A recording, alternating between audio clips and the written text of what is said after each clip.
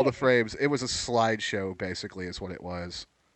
That's moderately better. All right, so now that we've got that sorted, thanks a lot, Twitch, you son of a bitch. Welcome to the Dimecast. My name is Dimebot. I'm joined by Nekokitwolf, Hello. Yellow Ranger, Hello. Anthony, Hello. and I've just realized I'm a complete ass and forgot a camera. That's okay, though. It's a dramatic introduction for our newest host, Scarlet Dragon. Hello, Scarlet. Hello. Some of you may recognize Scarlet from Opposing Views, which is our new show on YouTube, which I must say is doing quite well, aside from some of the horrible things that have landed in my inbox. I was hoping people would comment. I wanted to see what people thought. Most of the hate seems to be being directed at me personally in personal messages on YouTube, so whatever. Anyways, so thus concludes. I love that hate. Yeah, thus concludes the first segment of the Dimecast tonight, which was titled "Inane Babbling" on the card list. So that's a thing. Well done. We Should I want to start talk. speaking in tongues now? You could if you want to. We wanted to start off tonight actually talking about something that's been a little bit of a interesting topic over the last week or so. So Sonic Boom came out, and Sonic Boom is basically an excuse for Sega to sell their new TV show. And what you're going to be seeing in the background is taken from a Game Grumps video, and it literally. They were in the editing room and they went through they were going through frame by frame, and you could just see all these terrible things happening, like characters warping around, or like a segment where Sonic is by himself and then all of a sudden everybody's there and then they're all gone again and then they're all there again in the space of 3 frames, or a part where Amy is running on nothing, like thin air. Just shows you the game. The reviews are just universally awful for this game. And this just shows you how bad it is. So, I really... Penny Arcade, I think, did it best. They put out a comic last week that was Sonic holding Tycho's gun to his head and crying and saying, "If you ever loved me, you'll do it." And Oh, His no. blood was blue. his blood was blue. But I think that really is the point that we've come to with Sonic games.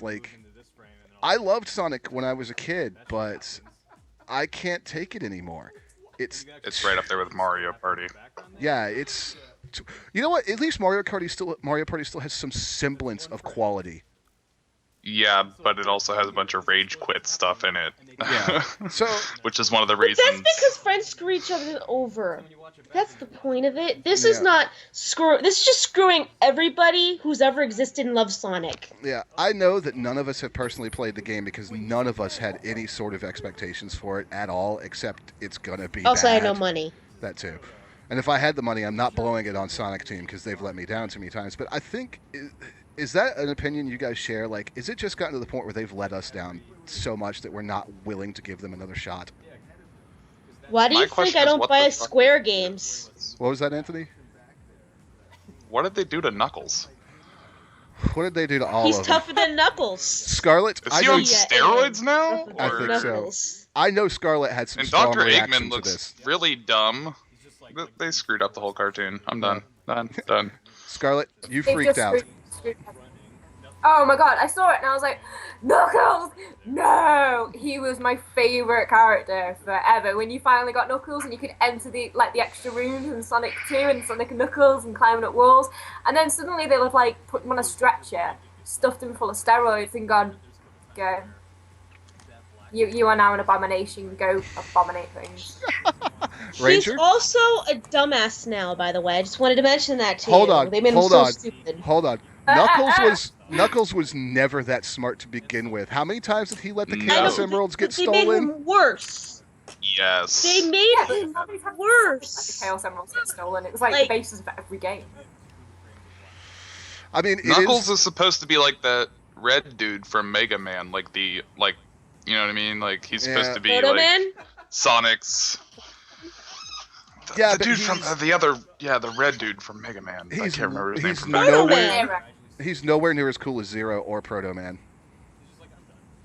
Well, I like Knuckles is Shadow nice. more in the Sonic. Hating on If we're gonna Knuckles. go with other characters, I like Shadow way more. Yeah. And then it goes Shadow's Shadow, best. Knuckles, Tails, then Sonic. Because Tails is just, Nico, he's got it's 3 tails. Who doesn't have 3 tails? it's bass, Nico. They're all named after music. Bass, Right. bass, beer, whoop, whoop, whoop, whoop, whoop. Here's this part tell where what they're to do. running No, on nothing. Tails is like Miles Prower, isn't he? Mm-hmm.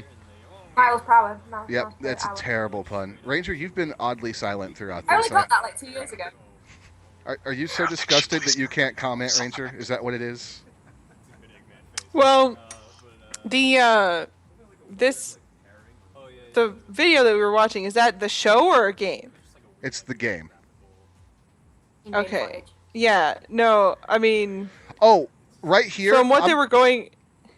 I'm going to pause Go it ahead. right here. So you see, it'll take a second for you guys to catch up, but this is clearly a pre-rendered scene done in the game engine, and there's this horrible graphical bug on his lip. And they made the point, and it's the first thing I thought too, is like, this is pre-render. You could have fixed this. This is just lazy. Mm-hmm. Yeah. Well, I mean, there's some of the things where I understand how you guys are really upset with the characters and story and this kind of thing, but I feel like you really, really have to pick it apart to find some of this stuff. Well, part of it Like, is that they would you really waste the time? Why would you waste your time just Well- to make fun of the game? that's part of what the game's up to doing. but Yes. Part of the other problem, Ranger, Levels. is the game does this kind of stuff when it's in motion too.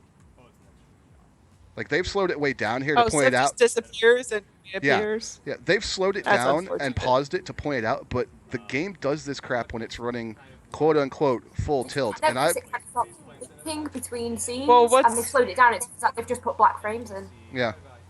Did you not feel that when you were watching like the video advertising it? It was like blinking, and I thought it was just my eyes or YouTube or whatever. And I think they do mention it in the talk over, but it turns out they've just got lazy and put black frames in between scenes. The other thing that they did that really is just kind of not okay for, and we've talked about this with racing games before, a game that's going fast needs to, and we've argued the 60 frames, 30 frames thing to death, and we won't get back into that. But I think all of us can agree that a game like Sonic that's supposed to go fast needs to maintain a steady frame rate so you can see what's coming and control the bloody game. And if you just watch just straight stream footage of this without any of the editing and messing around, this game can't maintain a solid frame rate to save its life. And I know I'm the one that's really nitpicky about graphics, but everybody that plays it, they're like, you can't control it right because you can't react because the game stutters too badly. Then again, Then they every screwed up single even more 3D in the Sonic future. game that's tried this has failed. No Sonic game that does completely 3D straightforward has done the fast thing well. Not even Generations did it that well. The only one that It was the side scrolling that seemed to work. the only one that came close to getting it right in a couple levels was Sonic Adventure 2. Mm-hmm. And that was only a couple. Yeah, and that's because the levels that it did that to you on, they were heavily scripted on Rails levels, which is fine for a Sonic game. I don't care about that. Just let me go fast, please. I just want to go fast. Gotta go faster, faster. And then let's faster, port it to faster. PCs so it can be even more horrible. Oh, God. I wonder if Just like Watch Dogs. Oh my god, that conversation about Watch Dogs. we're going to have an Ubi conversation, but I already made a mental promise to myself because of a conversation with I know. Ranger that we're not going to pick apart like the nitpicky graphic stuff on those two Ubi games. We're just going to talk about some other stuff in them. But let's move on to ye old Smash Brothers because it's been out. I've been playing the crap out of it. I did my review for the Sanitarium on it, and I loved it. I gave it a 9.5 out of 10 because there was one mode that is so piss poor executed that I just had to knock half a point off the score for it. So, Nico, you've played a little bit of it. I know Joe took off with the Wii U over the weekend, but you've gotten to play some of it. What do you think? I hardly got to play any of it. Yay! But I played I played the mission modes, with the 2-player, and that was very fun. Except for the one that you had to kill the Game & Watch guys, those were kind of annoying. But they were really silly. Like, don't let mom catch you or stuff like that. That was great. That was good. It plays like a Smash Bros. Game. Yeah, that level actually is really cool. They took the the Wario game where you can't let the mom see you and you have to hide in the shadows and translate it to Smash Brothers, and if the mom sees you, it's an instant KO.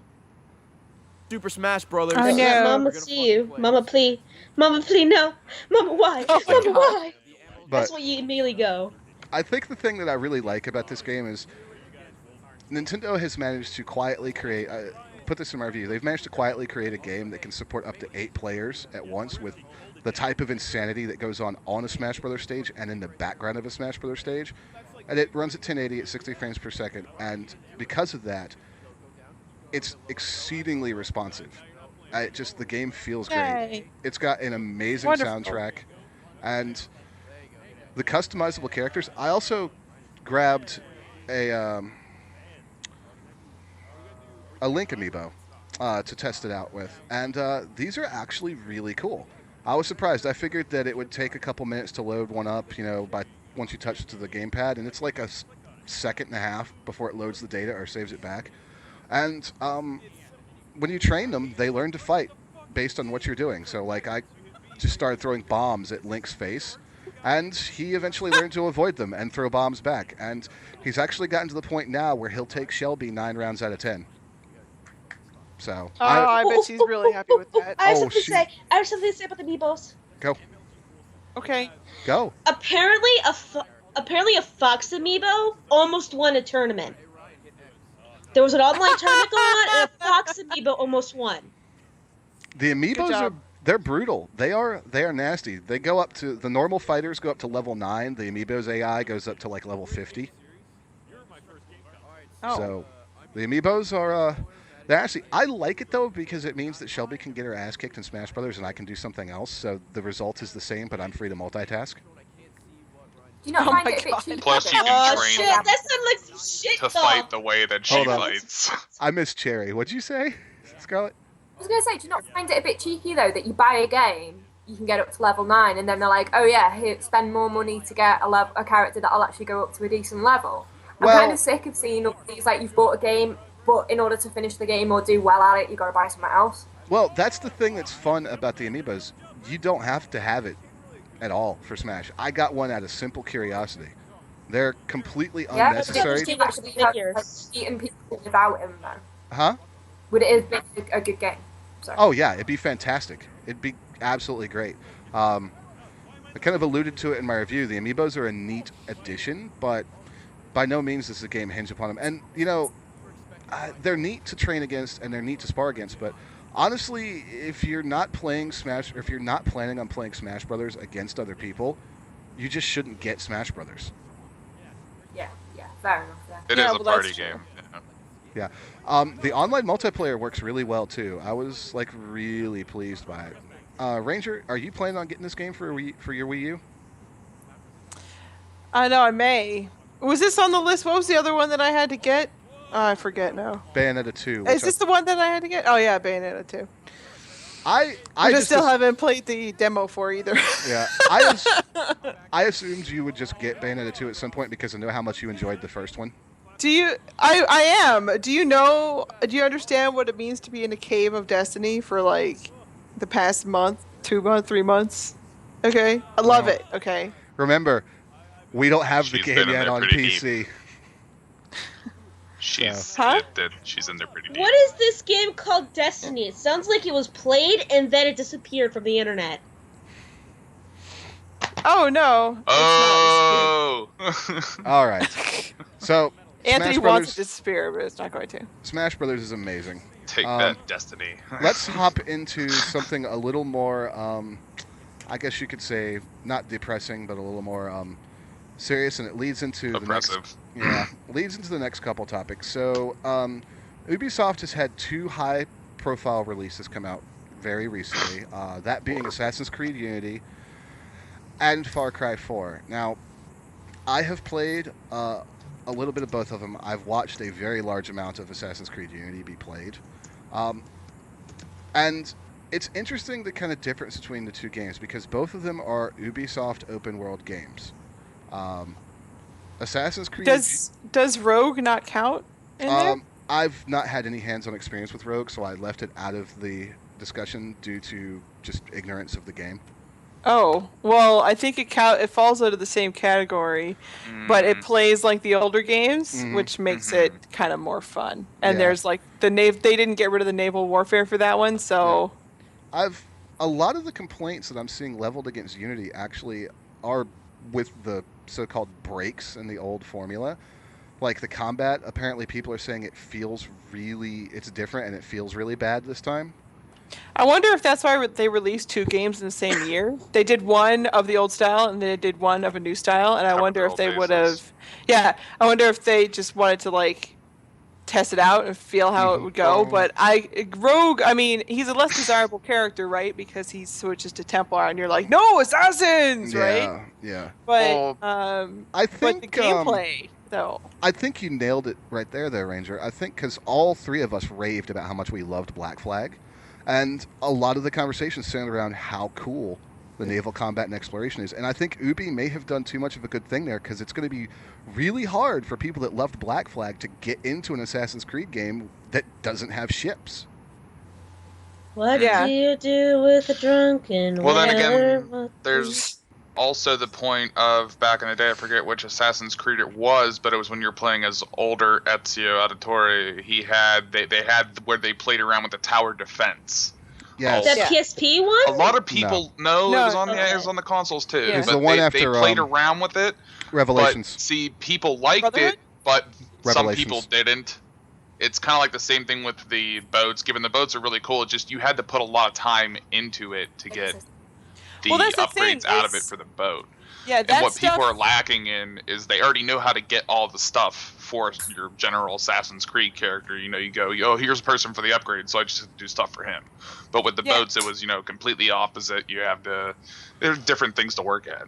I think, go ahead, Ranger. Yeah, the thing is if the game will have it's almost like a desirable side quest to do. It's always like something to do.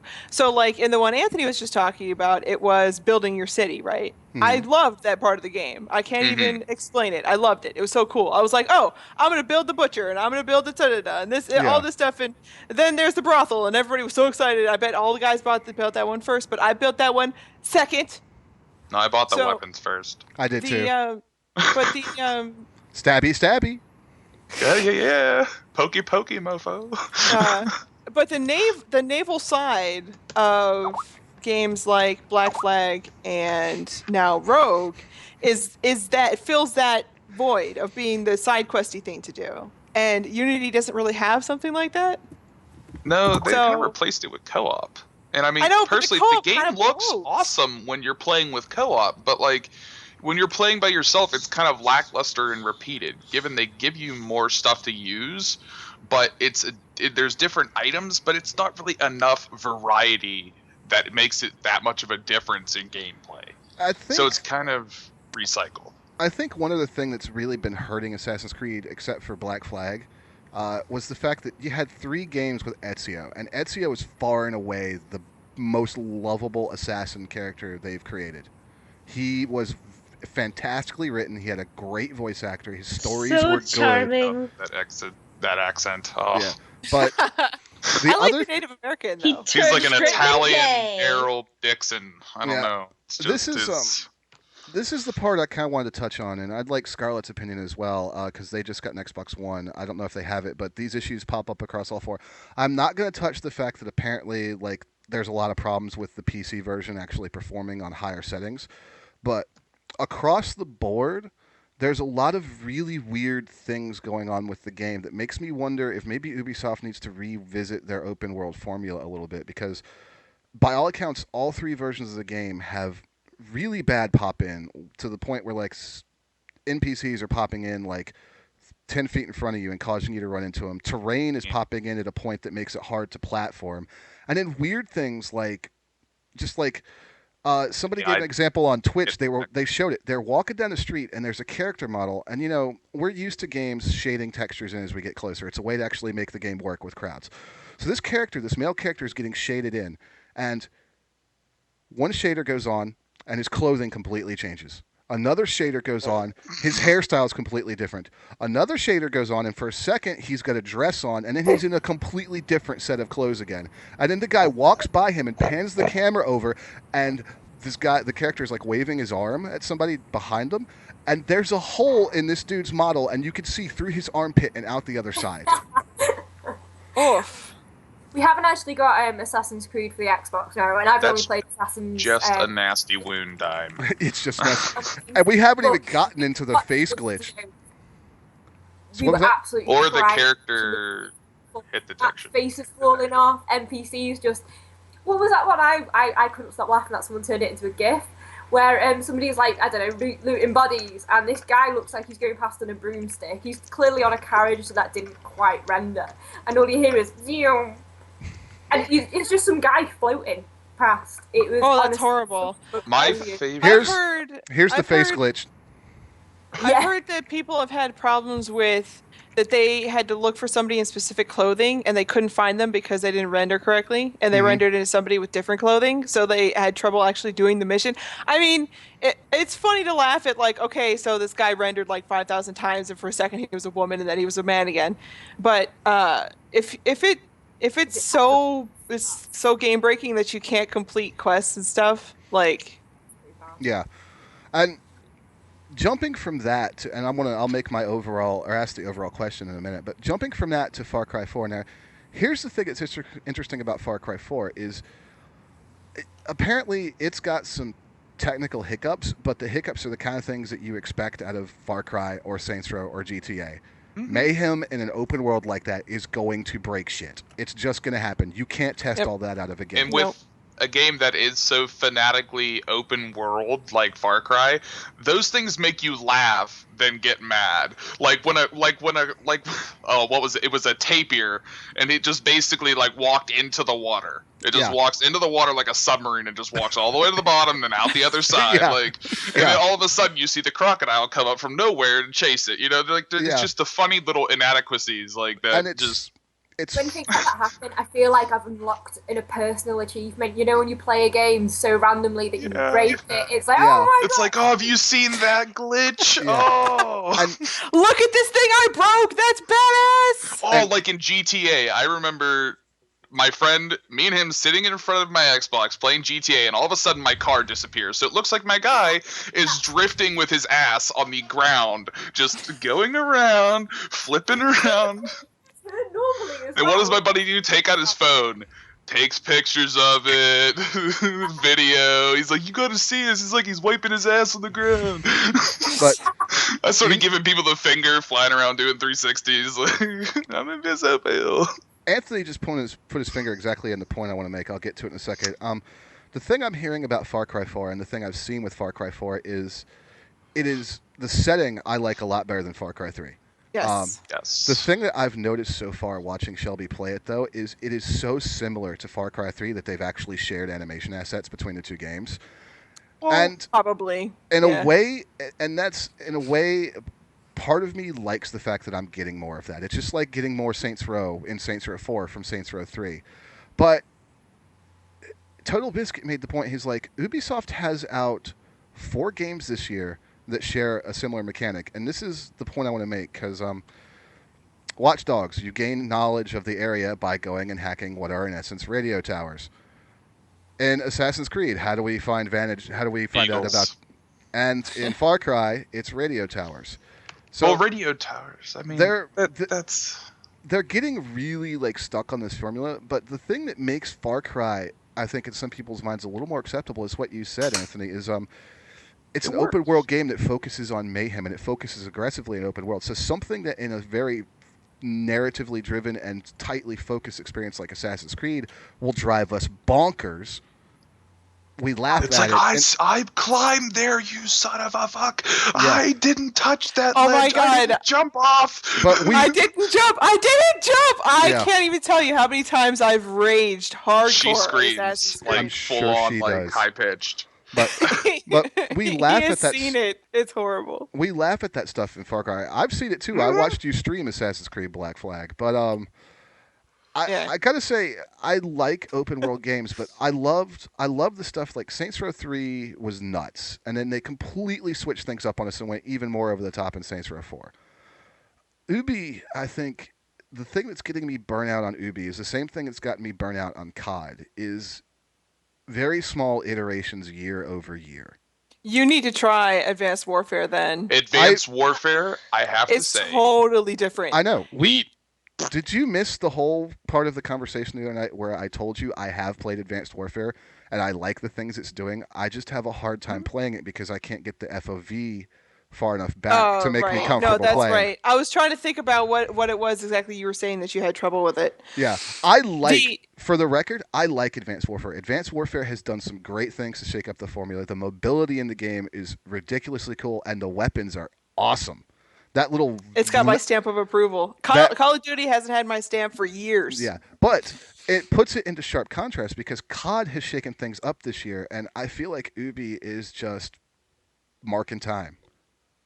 See, the thing about... The thing about marketing is if you keep putting the same thing out over and over and over again, people will begin buying it less and less and less. It's why Square tried 2 different things with 13 and 12, and that just tanked still. But people still bought a lot of it because it was something new and they wanted to try it. Yep. But then they did 13.2 and 13.3, and it's like, oh, it's the same. They kept. It's so hard to explain. It's just. They're rage games.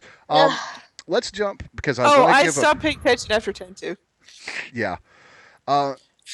I want to get a good amount of conversation in about this, so I'm going to jump us to it I'm going to jump us to this topic before we go to the video game awards thing because I want to talk about it for a while. Master Chief Collection. Halo Master Chief Collection came out, and by all accounts, the campaigns are good, but we already knew that. The remasters apparently pretty good, but 343 apparently has forgotten how the hell to make multiplayer work.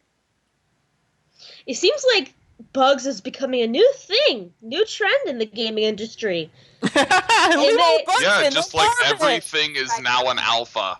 Yeah, but and that's a bad business except you practice. Pay for a full price game. Yeah, but I mean, pay full price for something that's not even working yet. Yay! That's it. 2 years down the road, it'll be fine. Yeah, tell me the game will be out by 2018. Tell me a person that bought Halo the Master Chief Collection to play through the campaigns for the first time. That person does not exist. That person is 5 years old. Yeah. People bought it for the multiplayer, and the bloody multiplayer didn't work. You can't release a game like Halo with broken multiplayer. You just can't. Well, the MLG guys crying in Pampers. But and Nico nailed it, and I know where she got it from the article, but I mean, literally, like, when did it become okay to put out broken games? Since last year, pretty much. Call of Duty. Everybody's like, oh, if Call of Duty can do it for this long. Yeah. Scarlett? When people thought it was alright to play through the nose to play an alpha. I don't agree with being charged for playing alpha or beta. You're doing a job that they used to pay people to do, and suddenly they're charging sometimes more as well. I can't remember what game it was. It was charging nearly double just to get a first look alpha. Yeah, I get what you're saying. Yeah, and it's just, to me, that's getting to be a joke now. So they're releasing games that haven't had bug fixes yet because people expect it. Because they're willing to play a good game, like the, shit hot title. But there is also, like, the alphas that come out that it is a good game at basis, and then they end up screwing it up somewhere down the road, or it is an actual good game. Like me and Anna have been, or Ranger, that everybody knows that. We have been literally looking forward to Survive the Nights. Yes. Oh my god, I cannot wait. Every time they send out a Kickstarter update, even though the last one was just for forums or something dumb, I was like, stopped everything I was doing. I was like, let me read this. I'm going to click the links. I'm going to look at the website. I want to figure out what's going on. There's, I will say, I generally agree with you, Scarlett. However, I think there's a couple categories of games where it's not unreasonable for them to ask for money to play alpha and beta. And it's things like DayZ or Survive the Night or MMOs like WildStar or something like Elite Dangerous. And that's simply due to the fact that those are massive MMOs, massive game. Survive the Night's DayZ, absolutely huge games. Elite Dangerous, they're simulating the entire galaxy. So I don't mind paying for that kind of thing. One, because like Elite has done a great job of slowly gating content for us while they fixed all the bugs that we found, because we have broken the hell out of Elite in ways they never even imagined were possible. But for that's another thing. It's like for stuff where the game is so big where you cannot possibly imagine testing every corner and nook and cranny, and people will go through and try on purpose to break your game because it's funny. But I would love to have that sample size, Yeah, but that sort of work for them though. Because to be honest, do you get rewards for that? Like if you help them with the alpha, will you get like a bit of bonus? Because I think that's acceptable. Like you say, a game that is so huge, there's no way they could find all the bugs, and they're going to be patching it even when it's been out. But you also they're going to find things. I'm still opening boomboxes from the WildStar beta. Still. But like still with those games, when you do it like that and you build your community like that, you have a solid community right there. Like with the original DayZ mod, that wouldn't have shot off to what it is now, to DayZ standalone, Epoch, whatever.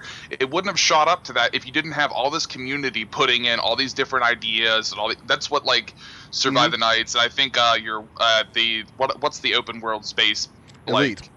Yeah, Elite. It's the same. And I was going to say, they let people troubleshoot. Like this DayZ standalone people literally have. It's another trend that a lot of people don't notice with the alpha games is that they have a stable branch and an experimental branch. Like DayZ standalone has that. And I love playing experimental sometimes because they have like some of the coolest like little glitches, or like you have like a stupid exploit like putting fire extinguishers in front of doors to block it to keep people out of the ATC building just to piss them off, or like just poke it. It's good to break games, but it builds that huge community that you need to build your game on top of and keep it going. Like in the case of Elite. Oh, sorry, Scarlett, go ahead. Sorry, just what Anthony was saying. I think the community is the big word there, because everyone feels like it's part of the game if they've contributed to it and they've helped make it. But when it's just a game like, I mean, I don't know, for some reason the word exciting, like Halo or Planetary Annihilation is a good one that comes to mind. They took a whole bunch of money for a game that's shit. Yeah, pay for alpha access, and then that's it. That's it. You've helped us, but you get nothing for it. Whereas, like Anthony said, with like WoW and other MMOs, it does become a community, and you're contributing to developing that world that you guys live in online, and you get reward for it. And that's kind of like that. To me, that's like an okay way of doing it. It's just when it's like we're shit hot. It reminds me of football clubs changing their shirts every season. Oh Jesus! You have to pay every time for it because you've got to have the latest look. Yeah, it's like that's what AAA titles are starting to do now. It's it is. Like Elite is Elite's giving all of us that are in the beta a free ship, a free like top tier fighter. It's not the best fighter, and most of us are going to sell it as soon as we get it. But you know what? It's worth about 80,000 credits, and that's a lot of freaking money in Elite. And they've got a good community built out of it too. Like if you go on the forums in Elite and just look at some of like the general questions, or how do I do this, or troubleshooting, the Elite staff will usually respond in about 15 minutes. By the time they've responded, there's like 100 responses from the player community. That's also what I like about Survive the Nights when it comes to their alpha thing, because I could go onto the community board and there's such good ideas, whether it comes from weapons to building to anything. Like they have such a good system, but everybody has good ideas on top of that. Yeah. So it's hard. You can't develop everything too. Like I'm sure they like want to just tackle everything, but it's kind of hard to do that.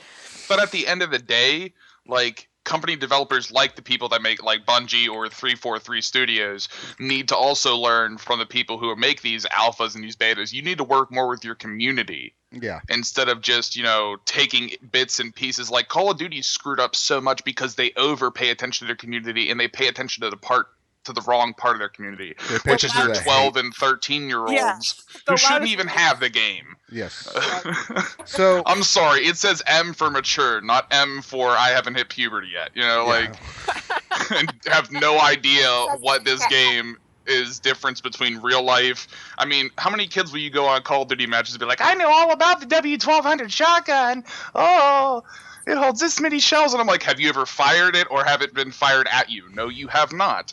So let's stop talking because you don't know what the hell you're talking about. So, I'm going to mute you and use this button that the game provides for me. So let's move on and talk about what will probably take up the vast majority of the rest of the show. So, Yay! everybody remembers the Spike Video Game Awards, which are an absolute joke nobody cared about and were frankly pretty damn insulting to gamers. Yep. So, Jeff Keighley, we all know who Jeff Keighley is, right? Nope. Oh, all right. Is Keighley not your last name? No, and he spells his... He also spells his wrong. You need some aloe vera real quick for that burn. Yeah. No, I really don't, because he spells his G off, which is the wrong way to spell Jeff. Geoffrey? That's still Jeff, okay? I know one person that is spelled Geoff, okay? Well, two people. One's from Rooster Teeth, but that's a hoity-toity parents name their kid. Yep. So that's how they spell it. Hey, my buddy Jeff is amazing. Is it not French or something? Scarlett. What? Craig in this country, like Craig. That's pronounced Craig, but you call it Craig in your country. Mm. Is it like with people called Jeffrey? Do you call them Geoffrey? We call I call him Jeff. No. We call him Jeffrey. Jeffrey. It's a joke. You just call them the G-Man. Is that just easier? It's a joke. Yeah. Jeff Keighley is a Canadian video game journalist and presenter. He is from Game Trailers TV. He used to be on G4 on G4TV.com. He's a freelance writer. He's pretty well known within that side of the industry. Like you'll see him at E3 all the bloody time. He's one of the primary presenters. He is basically funding the 2014 Video Game Awards out of his own pocket. So at least we won't have to put up with some of the corporate bullshit. What I wanted to go through though is talk to you guys. Who says we won't? Huh? Are these his awards? They have been put together by, well, we are going to have to put up with some guarantee Call of Duty gets some bullshit. The people that are involved in this are Oh, you put it in, sorry. a whole bunch of journalists. I put in the link to the nominees page. My bad. Tal Blevins, who's one of the lead editors at IGN, Ludwig Kietzman from Joystick, Keza McDonald from Kotaku, also Peter Moore, Hideo Kojima, Phil Spencer, Reggie Fils-Aimé, Yves Guillemot, the CEO and co-founder of Ubisoft, Sean Layden, CEO of Sony Computer Entertainment America, Rockstar is in on it, Valve is in on it, Phil Spencer's the head of Xbox. Would it be easier to say the ones that are not in on it? Where's Half-Life 3, goddammit? Yeah. So this is more so than any other award show that they've tried to pull off. This is way more from the industry insider point of view, which might help it some. What I want to talk about is go through with kind of the awards with you. These are the jury voted ones, and we're just going to go through and just kind of quickly say what we all think. So, Game of the Year: Bayonetta 2, Dark Souls 2, Dragon Age, Inquisition, Hearthstone, and Shadow of Mordor. We'll start with Scarlett. Hearthstone.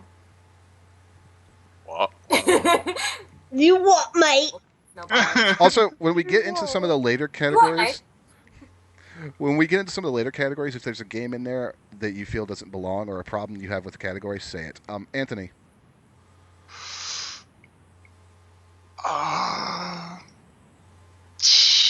What would your Game of the Year be? What should be there? What would my Game of the Year be? Yeah, you could say that too. You know what? I'm gonna go with the last one, Shadow of Mordor, because that looks the most badass out of all of them. I mean, nice. Nico. I think Shadow of Mordor won't let me play. Oh. I heard that Dragon Age Inquisition is really fucking good. But it's really fucking hard. I'm very disappointed there's no JRPGs on there because I think Bravely Default does deserve to be there as a Game of the Year. We'll get to Bravely Default, but that's Nico's nominee. Ranger, Destiny. Yeah. Moving on. I was gonna pick of the ones that were given. I think the ones that were given it's a poor choice. Personally, I'm sorry. Game of the Year, if it would have came out this year, would have been Tom Clancy's The Division for me. It would have been if it would have came out. So Ranger, Dark Souls doesn't belong. I just wanted to say that. Dark Souls, no, it doesn't belong for Dark people Souls who can't play it. Now, Ranger, what would your nominee be then? Well, Destiny. No. I don't know. It's really tough. I feel like I've played a lot of really, really good games this year, and the ones that you read off, didn't seem to stick to that. Yeah. Like I feel like the whole group is really not. It's really not how I would have picked it anyway. When you said Game of the Year, I wasn't expecting But, those 5. Yeah, I know. I was like, the only one that I would even put in there in the running is Hearthstone. Okay. Hearthstone, I'd be like best score and soundtrack, maybe. All right, so I don't play Hearthstone that much. For me, out of the games that are on the list, it's honestly a toss-up between Bayonetta 2 and Shadow of Mordor. Because Shadow of Mordor is really good. Bayonetta 2 is... I realize I'm the only one here that's played the game, but it is amazingly good. If I was picking something that was not on the list for Game of the Year... Hearthstone? No. Hearthstone's on the list. I know. Is. Honestly, have you even had a game this year that you loved? Yeah, I have. It's a hard pick for me, but honestly, I think I'd probably go with Borderlands the pre-sequel, just in terms of how much I've gotten out of it, or Child of Light. Controversial. I heard good things about Child of Light. I don't know, like, do indie games count? I mean, is Hearthstone an indie game? No, I don't think so. It's not. It should, but most Game of the Years aren't usually indie games for some fucking reason. Hearthstone cannot, by any reasonable definition, by any reasonable person in any universe, be counted as an indie game. It's published by Blizzard. Not an indie game. God damn it, StarCraft is an indie game. All right. This is not facts. Best independent game. This is an easy pick for me. Okay. So, Broken Age, Act 1 from Double Fine, Monument Valley, Shovel Knight, Transistor, and The Vanishing of Ethan Carter. I have a feeling I know what you're going to say. I know which way Ranger's leaning out of this as well. I know what you're going to pick. Can I pick yours and you pick mine? Yeah, go ahead. Shovel Knight. Yep, and yours is Vanishing of Ethan Carter. Yeah. Because she doesn't play that at all on her channel, guys. Well, Ranger and I've watched Ranger series, and we've had a couple of conversations about how much she loves the game. So she's really good at looking for stuff. Scarlett? The only game I've actually played out of that lot is Transistor, and I found it really difficult to get into, which is a shame because I know it was a present from Diamond Shelby. So I'm sorry, guys. So I couldn't really say because I haven't played the others. I heard a lot about Shovel Knight, but again, I'm not too bothered. I think we should change these awards. I think there should be like most disappointing game of the year because we'd have so much. Oh, they should have that. They should. I just say Ubisoft and that's it. Nico? Worst Poppin' goes to. Yeah, Nico, what's your game of the year for indie My game right there? Honestly, I would say Transistor, but I didn't 100% like the ending. So I like Shovel Knight.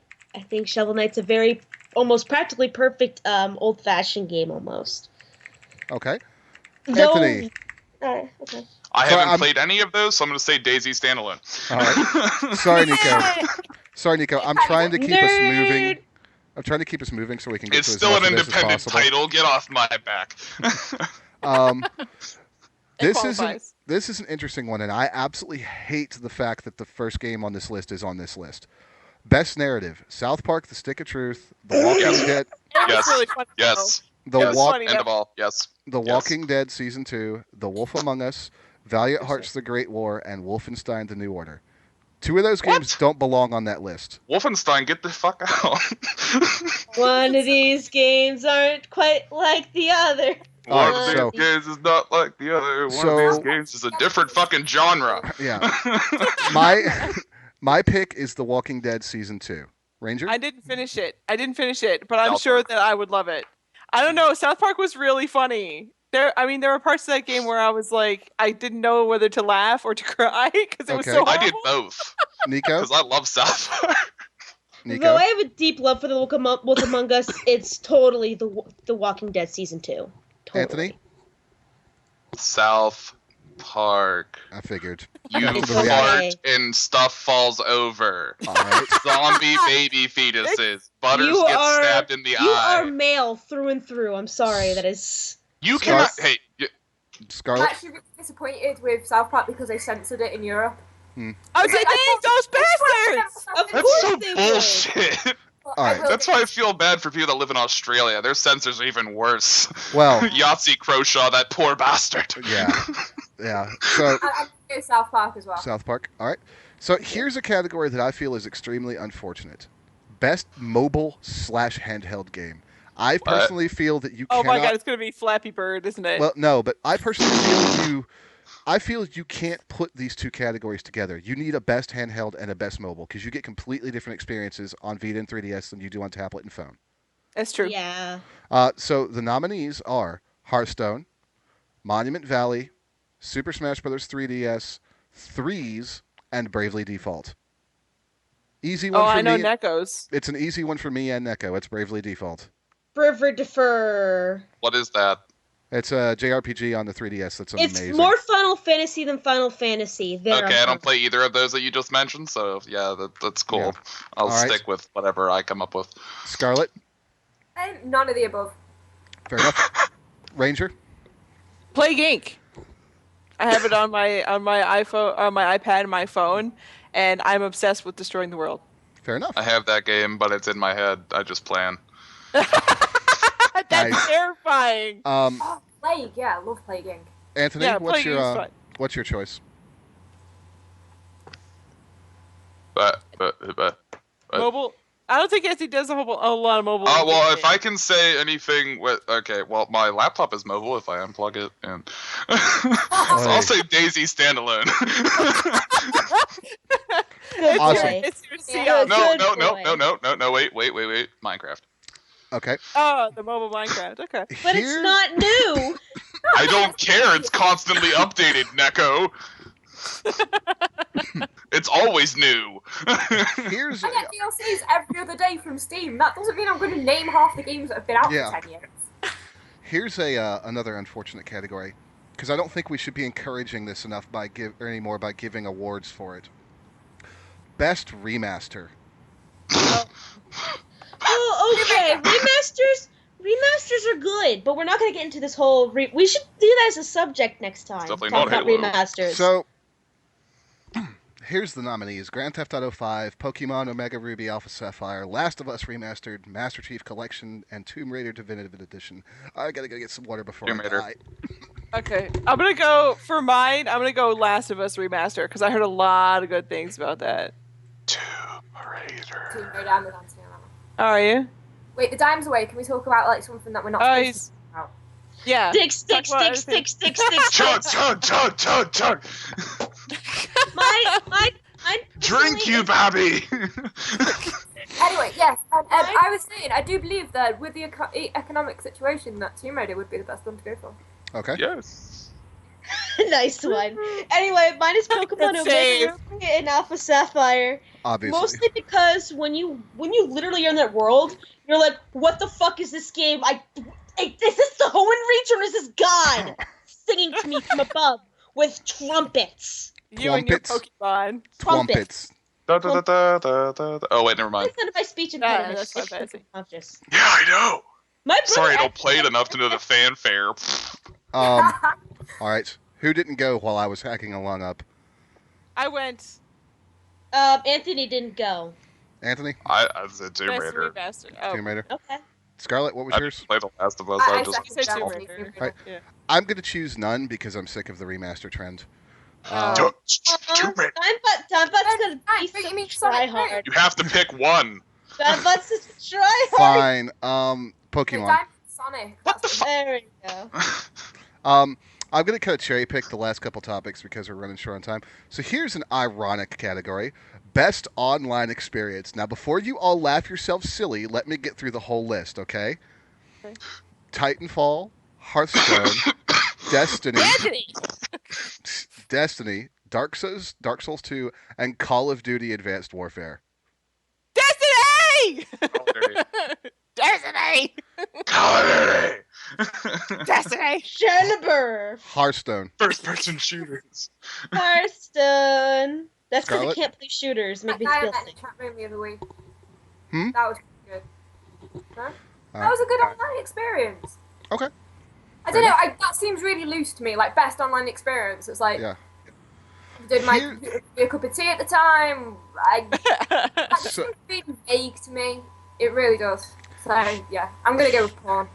Here's a category that also that drives me crazy. So, vote. This is a fan category. Vote for the best fan creation. So, number one is Twitch plays Pokemon. That's not a fan creation. You have created internet Ebola. Yeah, basically. But at least But it was made by someone on Twitch, and it made a big-ass community that surprisingly boomed. Yeah.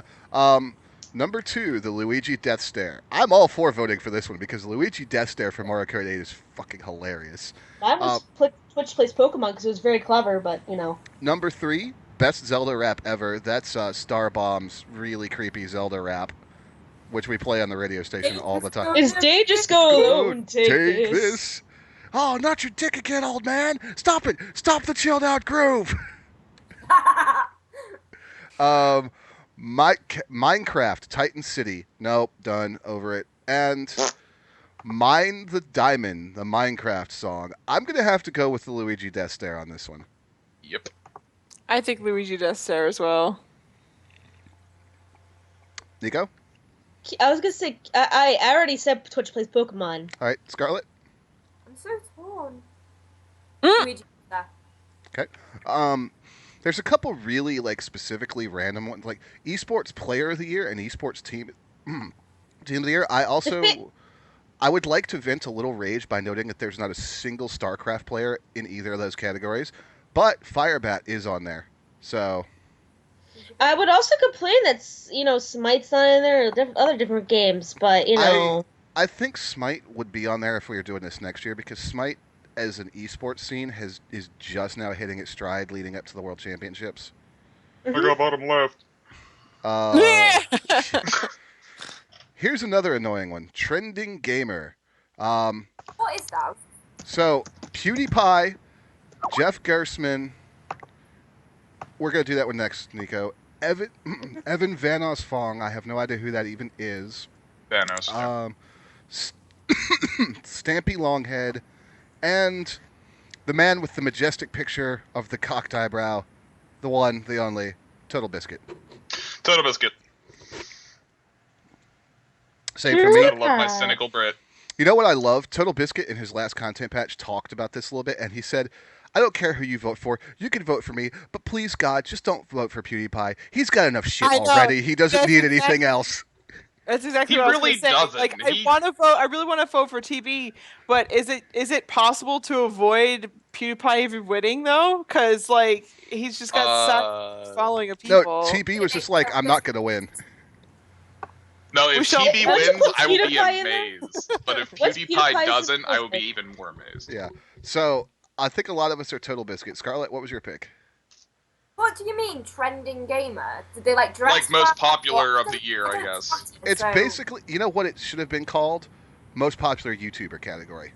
Yeah, basically. I think that's what it is. The cat that yawns. That seems like an utterly just useless category, and I refuse to vote. Cool. That's what I'm saying. I think it's dumb as fuck. Well, there's only really one person to vote for. I mean, because PewDiePie really. I mean, wasn't there an article on the internet about him being one of the top 20 richest people in his area or whatever the fuck it was? He is. He makes so much money off his YouTube channel. There's two more I want to go for. One of them is another ill-conceived category, or at least ill-named, Games for Change. So fucking stupid. What the hell does that even mean? We don't know. So these are about interesting, weird games that you can do these weird things with, and it's so fucking dumb. And the first one on the list isn't even a game, really. Mountain, which I happen to have, and I wanted to make a video on it, and I realized that I can't make a video 4 minutes long on it, let alone my normal 15. There's not enough freaking content. Isn't it just a graphical simulation? It's just a simulation of a mountain, and you can kind of play keyboard music on your, piano music on your keyboard. Then there's what? Yeah. Then there's Never Alone. Never Alone is so cool though. The Last of Us Left Behind. This War of Mine. The last two on here, I actually think kind of belong in this category, given what they seem to be trying to go for with it, which is This War of Mine and Valiant Hearts: The Great War. Both of those games are really, really interesting concepts and takes on stuff that we see all the time in games, and they flip everything on their head.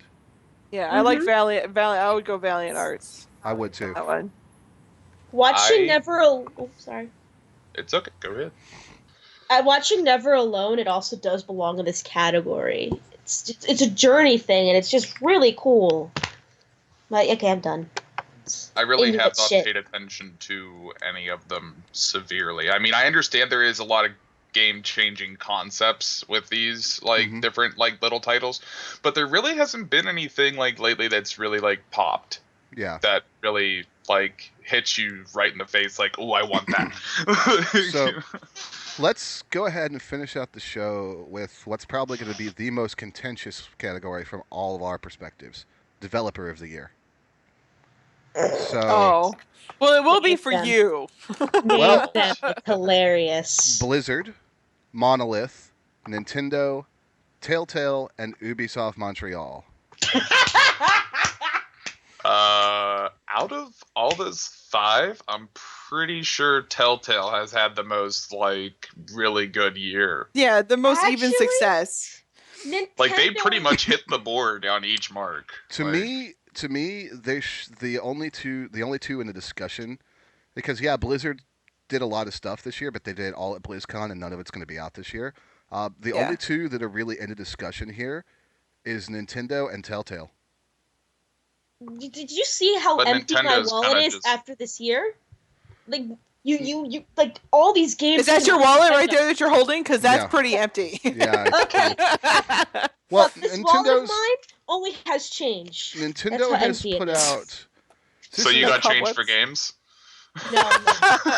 See, Anthony, I keep trying to beat this into Ranger's head because she never gets anything for the Wii U. I won't be able to do that either, so thanks for letting me know. Yeah, Nintendo has put out a ton of good stuff this year on both their systems. Oh my god! I didn't I've just been in Destiny hole, okay? A very large Destiny hole in which has no ladder, woman. It's like a giant coal mine now. So she's reached diamond level, okay? She's down there by bedrock at this point. I can't even throw torches down that far, okay? So there's literally been 2 games every month for Nintendo practically this there's 40 games every year, just only 6 of them even never pop up anywhere. So here's mine. Nintendo and the Ubisoft Montreal nomination could go die in a fire. Scarlett? After the indie game shows have been doing really well this year, I'm either torn between Envision, the guys who are developing Toby Island, so screw the mainstream. Fair enough. Yeah. Ranger? Yeah. I want to go with Telltale. Okay. I love Telltale. I've always loved Telltale, and I know I didn't finish everything for the games, but I'm sure that I love them. You'll be sure that your heart will be wrenched out of your chest and smashed on the floor. Yeah, probably. It's shit on top of by a monkey. But that's part of the experience. You have to go through that, or it's not. You gonna play Tales from the Borderlands? That's why I stopped playing The Walking Dead at the first episode, because I almost cried. No, my Walking Dead, let it out. Walking Dead on my YouTube channel, and it died. I'm sorry, I'm a Walking Dead fan to my grave now. That stuff makes me irrevotably sad. Well, really sad when someone's like, my bear is leg in the bear trap. Oh, help me! Should I cut it off or leave him there? Well, one's already halfway off, and the other one just needs to be, chop it, but you can't really cut it at where it's already cut out from the bear trap. So it's kind of can I step on the bear trap? And well, Telltale is no. Telltale's bringing us Game of Thrones. They're bringing us Game of Thrones and Tales from the Borderlands. So, Nico. Wait, they're gonna make a Borderlands? Yeah, Tales from the Borderlands. You all know I'll show you, how I'll I show just you. literally. Oh, what? Wait, what? I'll show you. What? I'll show you. Shh. You better. I literally sucked on Nintendo's dick this entire year, and it's true. Nintendo put out so many good games, and it's great. So does it taste like a Nintendo controller, or is it like a Wiimote with an attachment, or? Oh my god! It's a game. You know what? Go look on Google. There is actual personal toys for men and women that have come with that. Yeah, I've seen the pictures. My friend has showed them to me. They're fucked up products. Why would you bring that up? No, they were. You know where he found them? A Goodwill. Well, what was that word? A Goodwill. Okay. You don't want used things. In order to end this on a somewhat positive note, we're going to take 30 seconds and we're going to go through one last category. best family game: Disney Infinity 2.0, Fantasia Music Evolved, Mario Kart 8, Skylanders Trap Team, or Tomodachi Life. Mario Kart 8 for me. Tomodachi Life doesn't belong in there. Okay. Hey, well, I'm gonna go with Nico, 30 seconds. I'm gonna say Skylanders. I personally like none of them. Okay. Scarlett? Mario Kart. Brilliant siblings. Stick in the room, like play Mario Kart. They're busy for hours. All right. Who's taking us out tonight? We didn't talk about Pokemon. Oh no. We're out of time, dear. I'm sorry. It can wait until the next show, which is on the 9th. 2 weeks from now. Digmbot is speed. He's speed. If I got it in my game. Oh no, Nico just disappeared. Oh God. Oh God. It's Here, fine. Shiba. Pokemon's not going anywhere. Jesus. Here's It's Shiba. running in the tall grass. Here's Shiba closing out the Digmcast again. Wolf. This is the Digmcast with our host Digmbot and Scarlet Dragon and Anthony and Ranger and also Nekokitwolf. Our next show will be at the 9th. It'll not be Turkey Day anymore, but soon it'll be Christmas! Shiba, look at the screen. The dog's like, why are you voicing me? Say bye-bye, Shiba. I don't sound that Shiba, high look at pitched, the do screen. I? That was perfect. Wolf. Bye, Shiba. Hi, Shiba. Oh, Shiba's adorable. Oh God, I think I'm gonna die from the cute.